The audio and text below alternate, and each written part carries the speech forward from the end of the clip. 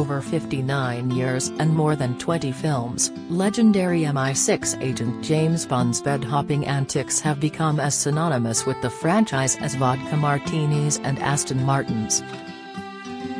But as Daniel Craig bows out of the 007 role in the much-anticipated No Time to Die, Bond's Lothario antics appear to have fallen by the wayside as he swaps casual romps for handshakes and camaraderie with his female castmates.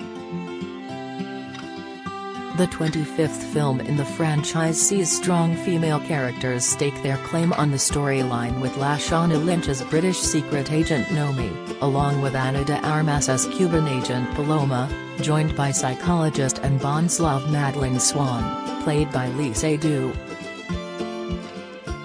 Fleabag creator Phoebe Waller-Bridge was brought in as a scriptwriter to ensure the blockbuster was appropriate for the #MeToo era, with the flick billed as the most politically correct and woke James Bond movie yet, with outdated sexism banned. Therefore, while No Time to Die sees the typical explosive Bond drama beloved of the franchise, 007's previous history of adding notches to his bedpost is very much an afterthought, with the agent seen building a friendly rapport with his female colleagues, rather than trying to seduce them.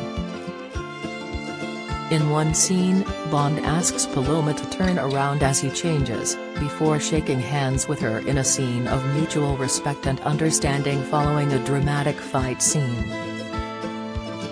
They are also seen praising each other's work, and, while Bonds of yesteryear would have seen the suave agent delivering some smooth lines and bedroom eyes before tumbling into a passionate embrace, the pair keep it cordial. There is also verbal sparring with his 007 replacement Nomi, with the usually silver-tongued agent placed uncharacteristically on the back foot during several tongue-in-cheek exchanges. One scene sees Lashana's character meet Bond for the first time, as she tells him, "The world's moved on, Commander Bond." While he questions, "Are you a 00?" and she replies, "2 years." Nomi also tells Bond, "You get in my way, I will put a bullet in your knee." The one that still works. The groundwork for Bond's changed ways was laid in 2015 film Spectre, with the previously womanizing 007 discovering true love with Madeleine.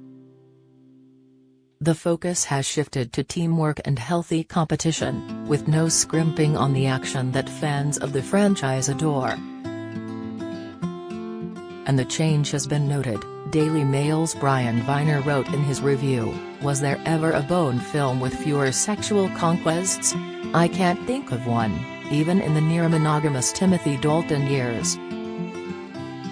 In 2019, Eve Moneypenny actress Naomi Harris discussed how Phoebe was going to shake up the Bond narrative, saying, "She is going to ramp up the female perspective on Bond 25.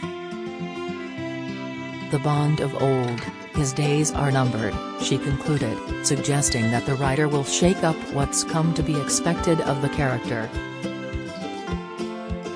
Earlier this month, No Time to Die director Cary Fukunaga discussed how the franchise had completely moved on its portrayal of 007's womanizing ways, while branding Sean Connery's James Bond basically a rapist in early films. He told The Hollywood Reporter, "Is it Thunderball or Goldfinger where, like, basically Sean Connery's character rapes a woman? She's like, no, no, no, and he's like, yes, yes, yes."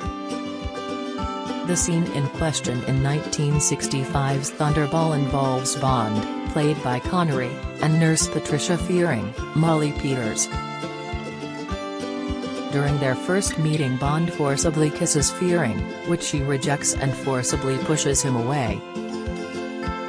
Later, when he cheats death on a traction machine, Bond threatens to tell her bosses. Fearing says, "You wouldn't tell Dr. Wade? Please, I'd lose my job," with Bond responding, "Well, I suppose my silence could have a price." Fearing backs away, saying, "You don't mean, oh, no." with Bond retorting, "Oh, yes," before following her and removing her clothes. Connery's Bond also was seen pinning Pussy Galore, on her black man, to the ground in 1964's Goldfinger, until she kissed him. The magazine also spoke to Barbara Broccoli, the producer, about misogyny in Bond films.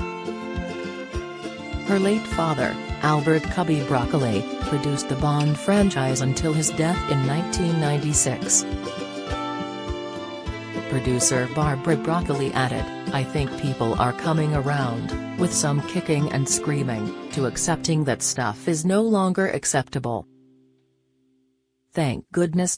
Bond is a character who was written in 1952 and the first film came out in 1962. He's got a long history, and the history of the past is very different to the way he is being portrayed now." Daniel himself recently addressed the outdated James Bond plotlines of past films in the franchise, such as the idea of glamorous disposable so-called Bond girls. Speaking to Lorraine Kelly, he said of the spy series that you've got to adapt with the times. Certainly a lot of what went on in the earlier movies is sort of questionable now. Different times, but we didn't want to lose the essence, in the new film. It's still a Bond movie. I've been given free range to put my influence on it, but I've never forgotten that. We can have all key elements and things people have loved over the years, but you adapt. One of my biggest things is all the characters, especially the women, have to be brilliant and believable. Daniel also told Lorraine about becoming overcome with emotion when he shot his final scene as Bond. Everybody turned up, all the heads of department came down, and I thought, oh God, I have to make a speech, this is my worst nightmare. It all just came out, I tried to keep it together. All of those people I go to work with every day, particularly on this movie, the collective effort was so huge and meant so much to me that everyone put that hard work in, that's what I'll miss so much." The movie was due for release in April 2020 but it was postponed as the first wave of COVID-19 broke and repeatedly pushed back as the pandemic took hold. With the cinema industry in the doldrums, the keenly anticipated film, which will be released in UK cinemas on Thursday, is expected to herald a major return of filmgoers. After an 18-month COVID-induced delay, the premiere for No Time to Die took place at the Royal Albert Hall on Tuesday. Craig stepped out alongside co-stars Lashana, Lee and Anna to introduce critics, royals and stars alike to the Cary Joji Fukunaga-directed blockbuster, with a thrilling outcome from the other side. Viner gave bone-staring, tense and explosive 25th outing 4 stars, writing that the thunderous ovation that rocked the venue as the end credits rolled was not misplaced. Reviews from around the world soon flooded in with a slew of 5-star accolades for Craig's swan song, along with gushing praise over the movie's magnificence, glee, extravagance and bulgingly proportions. No Time to Die finds Bond after he has left active service and is enjoying a tranquil life in Jamaica when his old friend Felix Leiter, played by Jeffrey Wright, from the CIA turns up asking for help. Leaving his seemingly happy life with Madeleine, Lee Seydoux, Bond returns to the field to face Safin, Rami Malek, who is armed with a new dangerous technology that could impact the world. Daniel took over the role of Bond from Pierce Brosnan in Casino Royale in 2006 and went on to appear in Quantum of Solace in 2008, Skyfall in 2012 and Spectre in 2015. Teasing an ending that no one saw coming, Viner hailed No Time to Die as a triumph.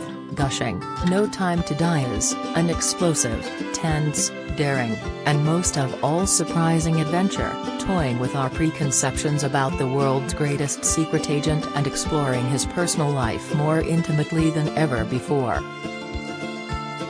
Addressing the film's 163 minutes runtime, Viner assured readers that the breathless pace rarely slackens. On the fact that Craig's fifth and final outing as Bond was filmed in a post-Time's Up era, Viner notes, is there now a danger of the character tilting too far away from the callous lady killer of yesteryear, becoming woke? Yes, there is. However, not least of the achievements of this exciting movie is that it feels progressive, while staying faithful to the spirit of Bond. This is a serious film, and it will leave you seriously blown away. Producer Barbara Broccoli has already teased what fans can expect and said that the movie will deliver a satisfying ending for Daniel's Bond. Speaking on the official James Bond podcast, she said, "It's a culmination of everything that his portrayal of the character has been through, and it ties up all the storylines. It's a pretty epic film, I have to say." No Time to Die will be released in the UK on September 30th, October 8th in the US and 11th of November in Australia.